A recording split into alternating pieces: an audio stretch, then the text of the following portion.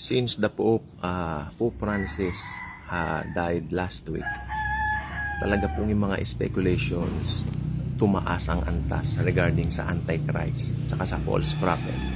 Pag-usapan muna natin yung Antichrist. Okay, alam naman natin ang Antichrist, ito po ay ang Antikristo po, ito po ang magiging pinakamasamang tao sa kasaysayan ng balat ng lupa. Isipin po ninyo ito, siya po ay hinulaan ng Biblia, okay? Specific sa isang tao, parang kay Jesucristo rin. Si Jesus po hinulaan ng Bible, di ba? Kung mababasa niyo yung mga hula sa kanya, dito po sa Old Testament, especially sa Book of Isaiah, talagang nakakamangha. Ganon din po ang Antikristo. Although hindi kasi dami ng hula, katulad ng kay Jesus, kasi napakahalaga po ng gampanin ng Panginoong Jesucristo sa kaligtasan ng buong sandaigdigan. Yung sa Antichrist po meron din pong mga specific mga verses, especially po sa Thessalonians. Kung gusto naman nyo sa Old Testament, siya po ay mababasa rin po sa Daniel chapter 8 and 9, particular na ito talaga yung didebatihan, ano raw bang ethnicity niya, ano raw po bang lahi niya. Pero maliwanag po kasi manggagaling po siya sa Revived Roman Empire. Kung Revived Roman Empire, ito po ay walang iba kundi ang Roma. Kaya naman po ang mga speculations after Pope Francis died, passed away, talagang ang nangyari, nakita ko po yung huge reactions ng mga tao, mga Kristiyano in particular syempre, na nag-aabang sa prophecy. Kung ito na nga po ba yung magiging katuparan ng sinasabi ng Book of Revelation. Paano naman nagkaroon ng kaugnayan yan? Sapagkat meron pong old prophecy noon, ang isang archbishop ng Rome, kung tawagin po ay si Saint Malachy. Ayon po kay Saint Malachy, pag natapos na yung gampanin ng last pope, meron daw susunod na pope. Pero ang totoo, itong pope na susunod dito sa last pope na ito, kasi pinaniniwalaan nila si Pope Francis na yung last pope, wherein yung susunod daw, sabi nila, ang tatawaging Peter the Roman, Petrus Romanos. So, it makes sense din po kung titignan po ninyo, kasi tignan ninyo yung prophecy. Since si Pope Francis raw yung last pope, itong Peter the Roman, ayon sa hula ni Saint Malachy, ang kanyang pamamahala raw po ay tigmak ng mga delubyo, tigmak ng mga disaster, no? Basta marami nagsasabi na marami pang mga bagay na hindi pa nangyari noon mangyayari sa pamamahala daw ng taong ito. Wherein marami rin naniniwala na yung Peter the Roman daw, siya raw po ay mas maraming naniniwala na si Peter the Roman, siya po yung lalabas na false prophet. Okay? Pero may naniniwala rin na siya raw yung Antichrist. Pero mas malabo. Pero mas check ng konti yung siya raw po yung false prophet. It makes sense. Kasi ang false prophet, ito po ang maghahanda ng mata ng mga tao, especially ng mga Hudyo, para ituon nila kay Antichrist. Pero lahat naman po nang yan, uulitin ko, magaganap at magaganap pag wala na tayong mga mananampalataya rito. Pag tayo po ay ni-rapture na, okay? Tandaan po ninyo, tayo po ay mga anak ng Diyos at hindi hahayaan ng Diyos na tayo po ay Kanya pong ipasuong dito po sa Great Tribulation na ito. Kaya, I don't know why there are some people who subscribe to the teaching na may ang mga Kristiyano raw po ay babayaan ng Diyos na makaranas ng tribulation. Ito po ay hindi po malayo po sa katotohanan, dahil ito po ay totoo lang po, ito po ay hindi po natin dapat paniwalaan ng mga ganon, okay? Pero maliwanag po sa Bible, mga anak ng Diyos, tayo po ay Kanyang protected, okay? Tayo po ay sinanctify, okay? Tayo po ay iniingatan, tayo po ay bride of Christ. Okay?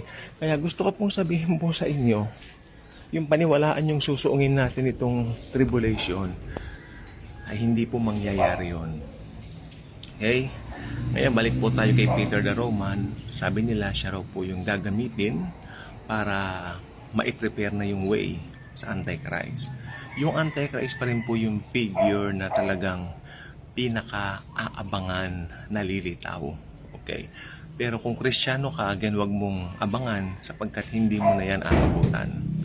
Dami ngayong nagsasabi na may nahulog pong mangga. Ayan, at masasarap po yung mangga namin, matatamis. At yun. At ang Antikristo pong ito ay sabi nila, ngayon daw ay nakaprepare na, ganito ganyan daw. Maaari may preparation internally, hindi po natin alam yon, hindi naman natin tinatanggi yon. Pwede, bakit naman po hindi? Pero ang importante po nito ay, syempre Satanas po nagpre-prepare dyan. The God of this world, si Satan. Dahil siya po naman ang talagang galit na galit sa Panginoong Hesukristo ever since. Okay? So, ang gusto ko pong sabihin po sa inyo, ang Antichrist po ay lilitaw pag wala na po ang church dito. Kaya yung nagsasabi na prepare na raw, ako pwede ko pong sabihin yan, maybe. Pero this man, hindi natin siya makikilala. Dahil hindi naman po loloobin ng Diyos na makilala natin yan. Kaya i-rapture na po tayo ng Panginoong Jesus. Yung pagpa-prioritize sa atin ni Lord, talaga po naman, ito po ay talagang pangunahin sa kanyang puso.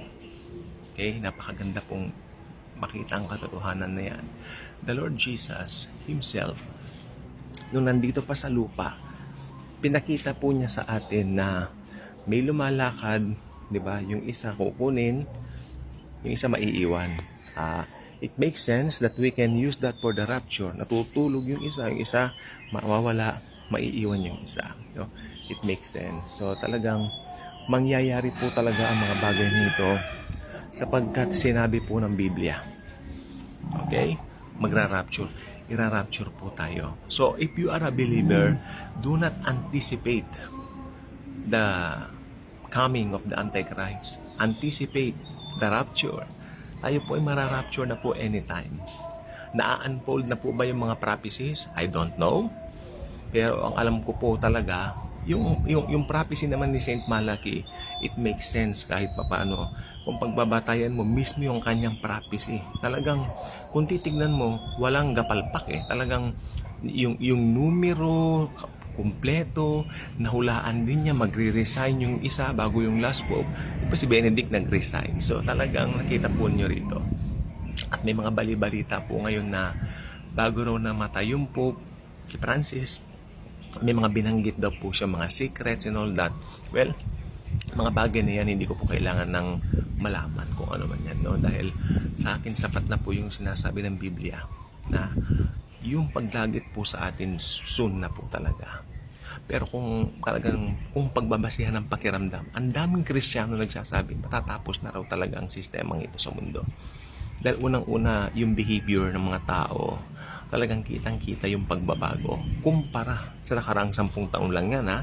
So kung 10 taon lang po ang difference, i-compare po ninyo ang mga tao noong 2015 ngayong 2025. Especially mga kabataan, ang laki ng pinagbago. Ang laki po ng pinagbago. Sa paligid, ang laki ng ipinagbago. Climate change especially, masyadong mainit, di ba? Marami pa po. At talagang parang nakakagulat yung mga nangyayari sa mundo na ganito, ganyan. Okay, and I believe it's something like the Lord is telling us something. Kaya ang gawin lang po natin, lagi po tayong magmatsyag. Kasi baka anytime kung man ginagawa mo, kung if you are a believer, maniwala po kayo, dadagitin na po tayo ni Jesus. Hindi niya hahayaan na mga anak niya ay mag-undergo ng tinatawag na tribulation. There's no such thing in the Bible as He will allow His children to undergo such trials because that is the wrath of God. At sabi po ng Biblia, we will never ever experience wrath. Pagkat lahat ng wrath na supposed to be pumunta po sa atin, sinalo na po ni Kristo Jesus nung siya po ay nakapako sa cross. At ito po ay talagang sadyang nakaka-amaze na katotohanan. All we can do now is to wait for the rapture to happen. At habang hinihintay natin yan, let us share the gospel. Let us share Jesus. Let us share His grace. Yun po pinakamahalaga. If you are a believer, wait for Jesus.